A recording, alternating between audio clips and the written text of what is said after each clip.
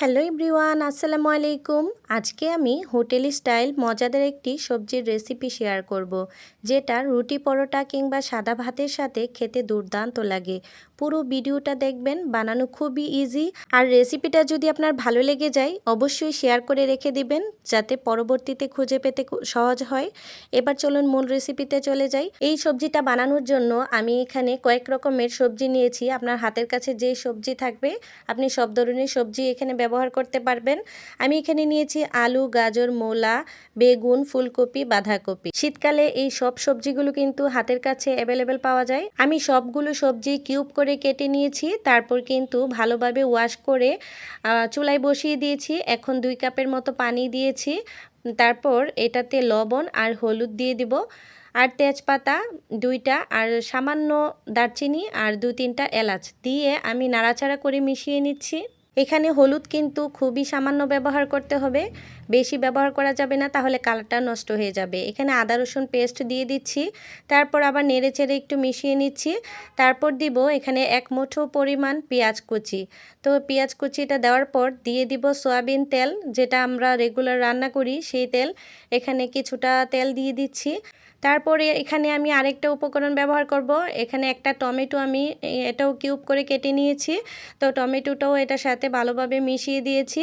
এখন আমি ঢাকনা চাপা দিয়ে কিছুক্ষণ রান্না করে নেব। এই যে দেখতেই পাচ্ছেন, আমি কিন্তু মিডিয়াম হিটে পুরো সবজিটা রান্না করে নিয়েছি। তো এখানে আমার সবজিটা রান্না করা শেষ।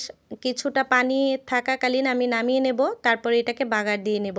প্রথমে একটা প্যান বসিয়ে এটাতে পরিমাণ মতো সয়াবিন তেল দিয়েছি, তারপর 1 মুঠো পরিমাণ পেঁয়াজ কুচি দিয়েছি, তারপর একদম কিমা করে কেটে রাখা কিন্তু রসুন দিয়েছি। খুবই ছোট ছোট করে কেটে নিয়েছি রসুনগুলো।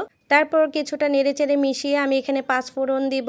5 ফোড়নটা এখানে অবশ্যই আস্ত দিতে হবে। তো এটা নেড়েচেড়ে একদম গোল্ডেন ব্রাউন করে ভেজে নেব। একদম গোল্ডেন ব্রাউন হয়ে যাওয়ার পর এটার সাথে কিন্তু আমি সবজিগুলো অ্যাড করে দেব, যে সবজিগুলো আমি বয়েল করে নিয়েছি।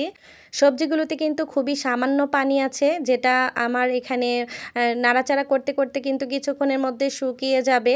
তো এটা আমি নেড়েচেড়ে মিশিয়ে নেব, তারপর দিয়ে দেব কাঁচামরিচ। আমি কিন্তু এখন পর্যন্ত কোনো ঝাল অ্যাড করিনি, তো এখন দিয়ে দিচ্ছি কাঁচামরিচ বেশ কয়েকটা, তারপর দিয়ে দিচ্ছি ধনিয়া পাতা, তারপর দিয়ে দিচ্ছি ধনিয়া গুঁড়া, জিরার গুঁড়া। এখানে ধনিয়া গুঁড়াটা খুবই সামান্য দিতে হবে, আর জিরা গুঁড়াটা একটু বেশি দিতে হবে। তো নেড়ে চেড়ে ভালোভাবে মিশিয়ে নেব। ভালোভাবে মিশিয়ে কিছুক্ষণ আমি ঢাকনা দিয়ে রান্না করে নেব, যাতে করে সবগুলো উপকরণ একসাথে মিশে যায়। এখানে মেশানো হয়ে গেলে এখন আমি ঢাকনা দিয়ে 5 মিনিট অপেক্ষা করব। 5 মিনিটের মধ্যেই কিন্তু আমার সবজিটা একদম রান্না কমপ্লিট হয়ে যাবে। আমি আজকে সকালবেলায় এই সবজিটা রান্না করেছি এবং রুটি পরোটার সাথে এটা খেতে খুবই মজা হয়েছিল।